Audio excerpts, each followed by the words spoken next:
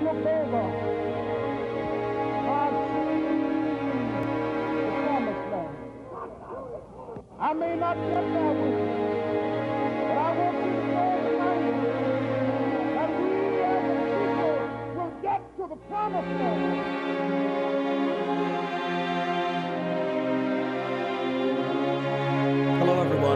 Hello everyone, I'm Rod Carter and welcome to our half-hour special, Remembering the Dream.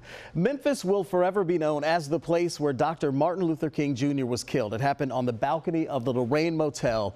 That was 50 years ago.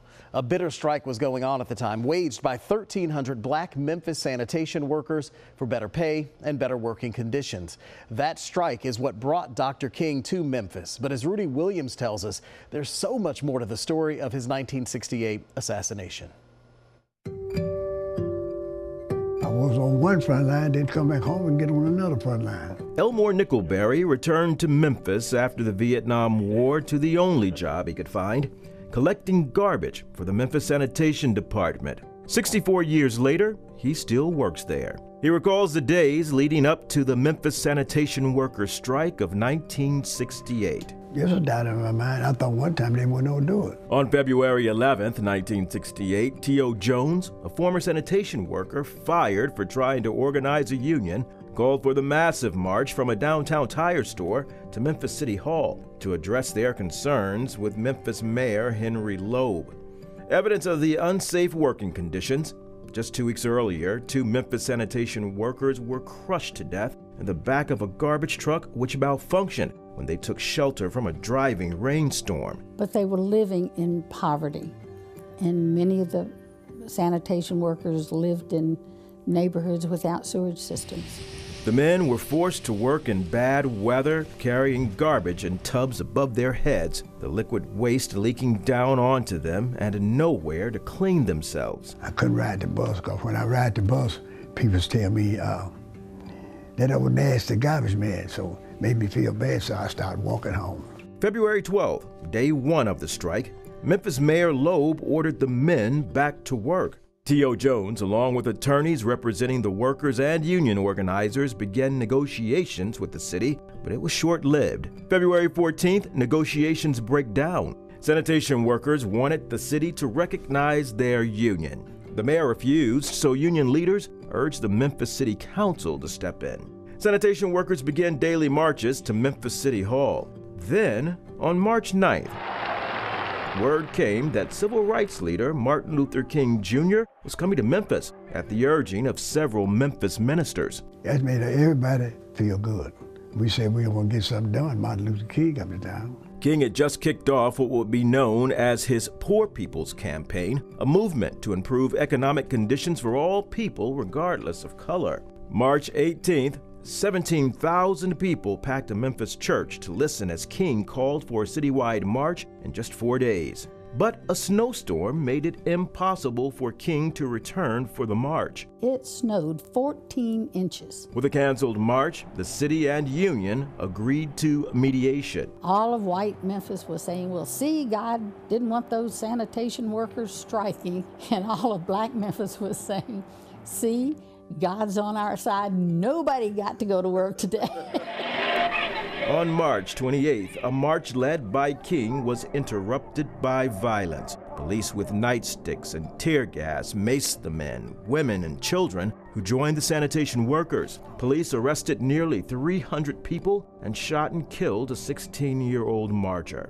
King immediately retreated from the march. He left the city, but promised to return. And Dr. King did return to Memphis on April 3rd, 1968. He was assassinated the very next day on the balcony of the Lorraine. Last year, the city granted each of the surviving striking sanitation workers $50,000. Coming up, Dr. King's final speech, remembering the night that he took hundreds of people to the mountaintop.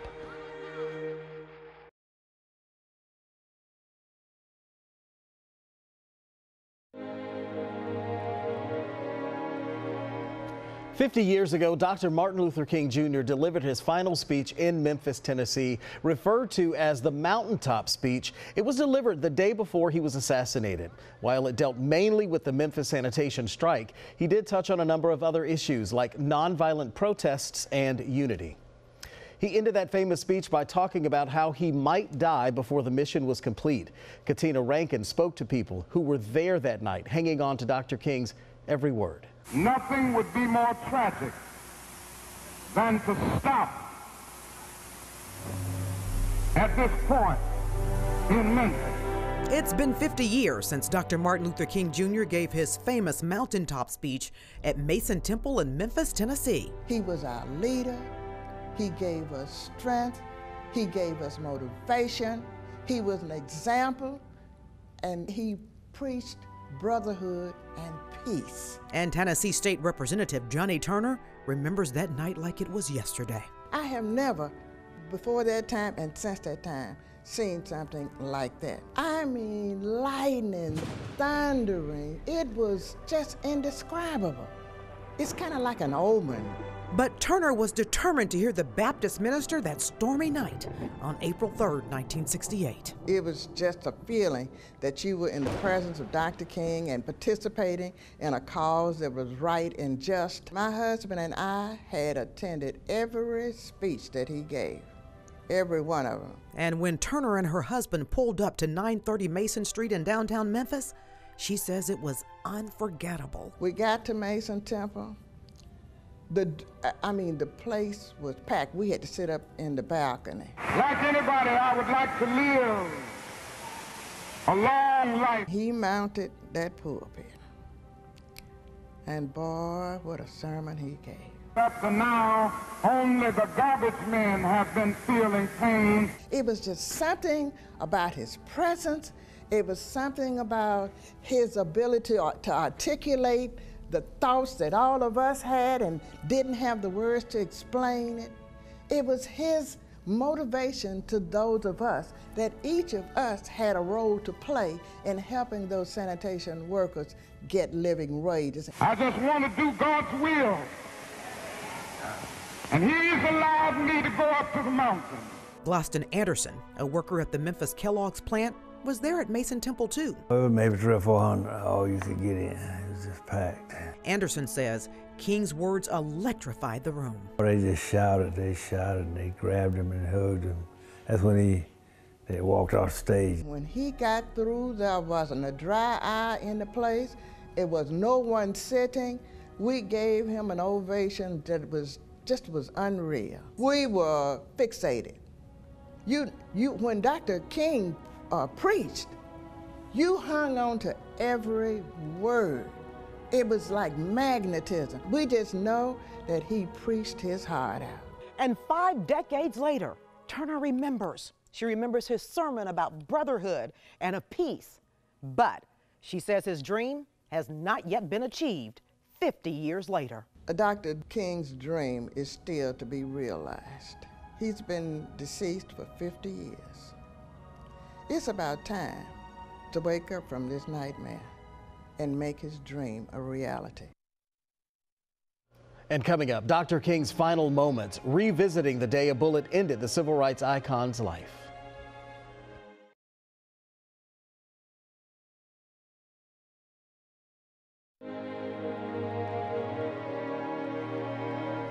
Dr. King supporters feared his message of nonviolence might someday result in the most tragic of ironies, an act of deadly violence against him.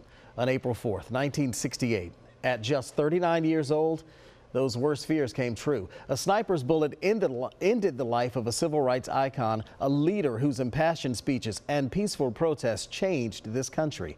Richard Ransom takes us through that terrible day in Memphis. Dr. Martin Luther King almost didn't come to Memphis that fateful day. There was a lot of dissension and debate about where the movement should go in those last days. Memphis historian and author Hampton Sides says King's inner circle were at odds with King about where the movement was headed and concerned about King's safety. Friend and pastor James Netters, who was also a Memphis city councilman, encouraged King to return to Memphis for what would be a peaceful march in support of striking sanitation workers. I was so fond of him. He was my mentor. He was my idol. They both knew the entire movement of nonviolence was on the line. King left Atlanta April 3rd, but even before his plane could get off the ground, an anonymous bomb threat delayed the flight for an hour. When the jet finally took off, King is said to have joked, "It looks like they won't kill me on this flight." The next day, April 4th, King was upbeat. So was Reverend Netters. With a federal injunction delaying the march, Netters hoped the march might not even be necessary. In fact, less than an hour before the assassination, Netters had just secured the 9 city council votes needed to settle the sanitation strike and override a mayoral veto. But history would have something else in mind. Dr. King was in room 306 getting ready for dinner. Meantime, across the street, a firehouse, station number 2. Some undercover Memphis TACT officers are watching from a window, looking down below, not expecting any trouble. And then from the boarding house, overlooking it all, James Earl Ray, who was about to be presented with an opportunity that he thought he was going to have to wait days for. King's location and even his room number had been reported in the local media. But even so, Ray must have been surprised to see Dr. King on the second balcony of the Lorraine Motel. Accounts say Ray quickly got his rifle and belongings, took a few short steps from his room to the communal bathroom, and cracked open the window. Memphis minister Reverend Billy Kiles was on the balcony with King. Hey guys, come on, let's go. By that time, the shot rang out. Kapow! The bullet knocked him to the ground. I turned and saw him fall. The images would be broadcast around the world. Reverend Netters was just blocks away. Bedlam. I broke up. They killed my man, and they took a whole lot to calm me down. Dr. King was pronounced dead an hour later. Remarkably, James Earl Ray slipped out of Memphis, and the largest manhunt in U.S. history was underway. It would take 60 days to find him. Ray was about to board a plane bound for Belgium and then Rhodesia, and he almost got away with it. Few think he acted alone. Money is the big question. Where did he have the money to do all this stuff? Nobody could do that much of a crime and then disappear that quickly and get completely out of the country. He had a lot of help. 50 years later, the magic of King's message and mystery surrounding his death live on. James Earl Ray confessed to killing Dr. King almost a year later. However, he spent the rest of his life trying to take it back, insisting he was not the only one involved. A congressional committee in 1978 concluded it was likely Ray did not act alone. Coming up, a legacy kept alive. Congressman John Lewis remembering his friend and mentor, how he's keeping Dr. King's message going 50 years after his death.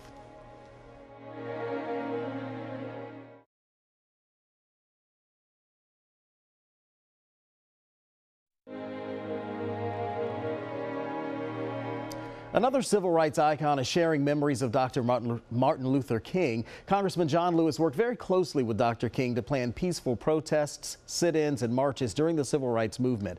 Our Washington, D.C. correspondent Bree Jackson sat down with Congressman Lewis as he reflected on Dr. King's life and the legacy he left behind.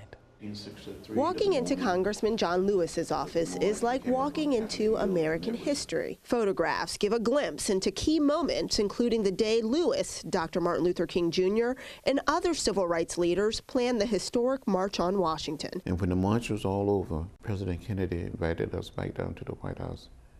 He stood in the Oval Office greeting each one of us, saying, "You did a good job, you did a good job." And when he got to Dr. Martin Luther King Jr., he said, "You did a good job and you had a dream." Lewis says as a teen, he was inspired by Dr. King's message and left small-town Alabama to join the fight against segregation. Lewis recalls the first time the two civil rights icons met. And Dr. King said, "Are you John Lewis? Are you the boy from Troy?" And I said, "Dr. King, I am John Robert Lewis." I gave my whole name. But he still called me the boy from Troy. The two formed a close bond as they led demonstrations and worked to improve economic opportunities for Black Americans. Lewis remembers campaigning in Indianapolis when he heard news from Memphis that Dr. King had been shot. I think and believe that when Dr. King died, something died in America. and something died in all of us. What do you think that was? A sense of hope, a sense of optimism. And since Dr. Martin Luther King's assassination, African Americans have been able to rise to leading roles in business, in the media, in government, and even to the White House itself. But Lewis says had Dr. King survived, race relations would be better. Do your job! Do your job! Lewis believes Dr. King would have concerns about current issues dividing our country. He would tell Mr. Trump that we can't go back, we're going forward. And he would say to him in so many words, if you fail to take care of the people, all of the people, I will organize, I will mobilize a movement. We want change! We want change! The congressman sees some reminders of Dr. King in the recent student-led marches against gun violence. We're so proud to see hundreds and thousands of high school students in the streets, understanding the philosophy and the discipline of nonviolence. While Lewis has seen activism like this before, he says he may never see another leader like Martin Luther King Jr. again. I'm not so sure that we will be blessed or be so lucky to witness the likeness of Martin Luther King Jr. ever again. He was one of a kind. 50 years after his assassination, memories shared, photographs on the wall, and this man helped keep Dr. King's legacy alive. As Bree mentioned, Congressman Lewis was in Indianapolis the day that Dr. King was assassinated. In honor of this year's anniversary of Dr. King's death, Lewis actually returned to the exact location in Indiana for the very first time in 50 years. Coming up, a legacy shares the dream. News Channel 8 talks to a close friend of Dr. King and how she is inspiring young people in the Bay Area to continue his activism.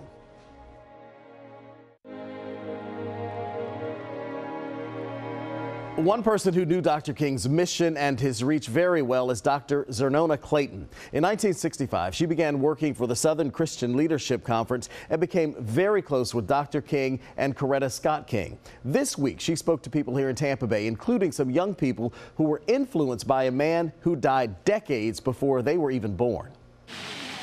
At 87, Dr. Nona Clayton has no desire to slow down. As she toured Perry Harvey Park, a historical African-American community in Tampa, Dr. Clayton talked to me about her side-by-side work with Dr. Martin Luther King Jr. in the 1960s.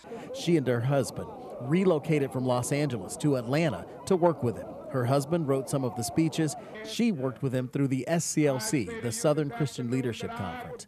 She talked to me about change after Dr. King's assassination 50 years ago. I mean, drinking out of colored fountains. Who wants that? Sitting in the back of the bus. Who enjoyed that? Living in dungeons rather than nice housing. Who wants that? Dr. King, with his movement and those who joined him, helped make some of that stuff go away. Why don't we have a Martin Luther King today? Dr. Clayton spoke at the Robert Saunders Library and talked to both young and old about her civil rights work. She and I also talked about the young people who organized and participated in local and national March for Our Lives rallies in response to the Parkland school shooting on Valentine's Day. She sees the parallel of children making change then and children making change now. So to see these young people, I'm just so impressed to see these young people take the leadership, because people often ask me, like, well, it's too bad we don't have another Martin Luther King. I said, well, what's wrong with you? See, if each person felt that urgency, because what we had in the 50s and 60s was the urgency to make change. One of those students told me Dr. King's approach to change inspired a lot of their actions.